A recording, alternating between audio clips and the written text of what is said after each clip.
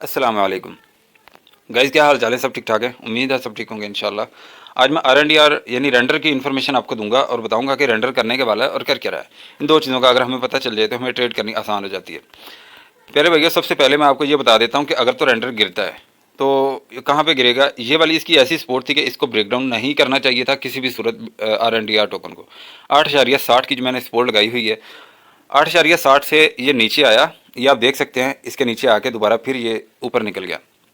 तो मैंने आपको जो प्राइस बताई थी, मैंने आपको $10 से इसका सिग्नल दिया था। मैंने कहा था कि आप इसे ज़रूर बाय करें वहाँ पे, और इसने हाई दिया फिर 10.88 का। ठीक है, तो ये देखें आप, यहाँ पे मैंने इसकी वीडियो शेयर की थी यहाँ पे। ठीक है, मैंने आपको कहा था कि इस स्पॉट पे यहाँ पे ज़रूर बाय करें, और यहाँ तक मैंने प्रेडिक्शन आपके साथ की थी। मैंने बताया था कि यहाँ तक जाएगा, लेकिन 10.88 से ऊपर ये जा ही नहीं सका।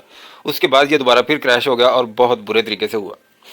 तो अभी मैं आपको ये बता देता हूँ कि ये अभी करने क्या वाला है। ठीक है, हमें सबसे पहले ये पता होना चाहिए कि ये करने क्या वाला है और कर क्या रहा है। ठीक है, वीडियो के शुरू में ये दो अल्फाज होते हैं, इन पे ज़रूर आप गौर करें, इनको समझें कि मैं क्यों ये कहता हूँ। तो प्यारे भैया, सबसे पहले मैं आपको ये बता देता हूँ कि RNDR टोकन अगर इस स्पोर्ट को 8.60 की स्पोर्ट को अगर ब्रेक डाउन करता है तो फिर यहाँ पे आके ये 100% गिरेगा 7.50।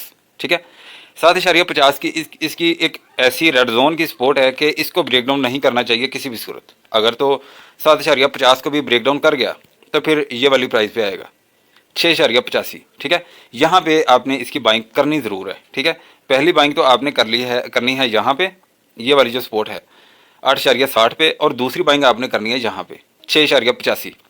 ठीक है, लेकिन आपने यहाँ पे ये गौर करनी है कि ये वाली जो सपोर्ट है ना 7.50, इसको ब्रेक डाउन ना करे। अगर तो ब्रेक डाउन नहीं करता, यहाँ पे 30 मिनट के चार्ट में हमें कोई ऐसी कैंडल बना के दिखा देता है कि भाई यहाँ से मार्केट रिवर्स हो। बिटकॉइन पे भी आपकी नज़र होनी चाहिए। ये ना हो कि बिटकॉइन का नया कटा खोल दे और आप सोचें कि अभी RNDR दोबारा फिर ये रिकवर होगा। तो ये होगा तो बिटकॉइन के साथ ही मूव जो मर्जी हो जाए। ठीक है, तो ये वाली स्पोर्ट को अगर टच करता है तो फिर आप यहाँ पे इसकी बाइंग कर सकते हैं 6.85 की स्पोर्ट पे। ठीक है, इसके अलावा अगर कहें कि इससे नीचे गिरेगा तो इसके नीचे फिलहाल तो प्यारे भैया दूर दूर तक नहीं नज़र आ रहा है। ये आप देख सकते हैं कि बिल्कुल नहीं इसके नीचे जाता हुआ नज़र आ रहा है। ये इसकी लास्ट इसकी स्पोर्ट है। ठीक है, अगर तो इस स्पोर्ट को भी ब्रेक डाउन कर गया, 6.85 की स्पोर्ट को अगर ब्रेक डाउन कर जाता है तो फिर प्यारे भाइयों नीचे आप देख सकते हैं कि यहाँ तक कोई भी स्पोर्ट नहीं है, यहाँ तक। ठीक है, ये अभी मैं वैसे आपको बता देता हूँ क्योंकि प्राइस तो आपको पता होनी चाहिए 3.36। यहाँ तक कोई भी ऐसी सपोर्ट नहीं है कि जो इसको गिरने से रोक सके। तो फिलहाल ये वाली जो प्राइस है ना, इसको तो किसी भी सूरत ब्रेक डाउन नहीं करना चाहिए 6.85। वैसे मैंने काफ़ी दूर ये प्राइस बताई है, इतनी दूर इसके चांस नहीं है आने के, लेकिन आपको भी पता है प्यारे भाइयों कि ये क्रिप्टो मार्केट है जहाँ पे कुछ भी हो सकता है, कभी भी कुछ भी कटा खुल सकता है, यहाँ पे कुछ एतबार नहीं किया जा सकता। तो अभी मैं आपको ये बता देता हूँ कि अगर पंप होता है, ठीक है, अगर इसको दोबारा टच कर देता है 8.60 की सपोर्ट को और यहाँ से दोबारा फिर पंप होता है, तो ये वाली एक टेक्निकल एनालिसिस की प्राइस है। अगर इसने पंप होना है तो 9.75 की प्राइस के ऊपर जाना पड़ेगा इससे। ठीक है, और एक ये वाली जो प्राइस है ना, ये मैं आपको बताना चाहता हूँ 9.63। ठीक है, इसको तो इसने टच करना है ना इंशाल्लाह, और हो सकता है कि यहाँ पे भी चला जाए 9.75। अगर आपने नीचे बाइंग करनी है ना तो इस हिसाब से आप कर सकते हैं। ये मैंने दोनों प्राइस आपको बता दी हैं। इससे ऊपर पंप होने के लिए RNDR टोकन को 9.75 के ऊपर कम से कम भी 12 घंटे स्टे करना चाहिए। ठीक है, ये टाइम जो मैं बताता हूँ ये प्यारे भाइयों बहुत ही इंपॉर्टेंट होता है। इतनी देर में मार्केट समझ जाती है, कन्फर्मेशन हो जाती है। आपसे रिक्वेस्ट है कि आप कभी भी इस स्ट्रेटेजी को आप फॉलो ना करें कि जो जल्दी जल्दी ट्रेड लगा के जल्दी जल्दी प्रॉफिट बनाने की होती। अक्सर लोगों के जहन में यही होता है कि हमने सुबह को ट्रेड लगानी है और शाम को हमने क्लोज कर देनी है, और इसके दौरान जितना भी प्रॉफिट हुआ हम जनरेट कर लेंगे। मैं तो प्यारे भाइयों आपको ये कहता हूँ कि टाइम नोट ना किया करें। मैंने कई बार आपको बताया कि टाइम नोट ना किया करें जब आपकी ट्रेड लगी हो।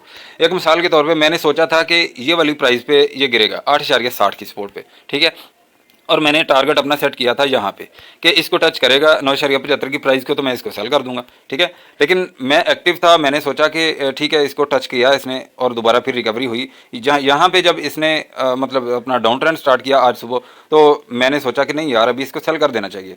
तो अगर मैं एक्टिव रहूँगा तो फिर भी यार भाई मैं सेल कर पाऊँगा, अगर मैं एक्टिव ही नहीं हूँगा तो फिर मैं कैसे कर सकूँगा। तो फिलहाल यही सपोर्ट है इसकी। इसके ऊपर मैंने आपको जो बताया है कि 9.75 की प्राइस के ऊपर 12 घंटे स्टे करता है तो फिर इंशाल्लाह ये वाली प्राइस पे जाने के लिए ये रेडी हो जाएगा 11.92। और लॉन्ग टर्म जो भाई इसको होल्ड करना चाहते हैं उनके लिए मैं ये बता देता हूँ कि 11.92 पे इसने जाना है। अगर आपकी कहीं पे भी बाइंग है ना, आपको बिल्कुल भी टेंशन लेने की कोई बात नहीं है। फिलहाल इसकी भी तकरीबन बिटकॉइन के साथ ही मूवमेंट चल रही है। अभी मैं आपको ये बता देता हूँ कि इसके ऊपर 11.92 के ऊपर अगर ये कम से कम भी 4 घंटे भी स्टे कर जाता है ना, यहाँ पे टाइम बहुत थोड़ा होगा, ठीक है। 11.92 के ऊपर अगर 4 घंटे भी स्टे कर जाता है तो फिर 13.50 पे जाएगा। और जो भाई लॉन्ग टर्म के लिए इसको होल्ड करके रखना चाहते हैं उनके लिए ये एक लास्ट इसकी प्राइस है, बस इसके आगे मैं नहीं बता सकता। 13.50 यहाँ पे आप इसे सेल करके हमेशा के लिए इसको टाटा बाय बाय कह सकते हैं। इसके अलावा प्यारे भाइयों RNDR की मेरे पास कोई भी प्राइस प्रेडिक्शन नहीं है, अगर कोई हुई तो मैं आपके साथ ज़रूर शेयर करूँगा। अगर वीडियो अच्छी लगी है तो लाइक करें, सब्सक्राइब करें और अपने दोस्तों के साथ भी शेयर करें ताकि उनका भी ज़्यादा से ज़्यादा फ़ायदा हो। मिलते हैं नेक्स्ट वीडियो में इंशाल्लाह। अल्लाह हाफिज़।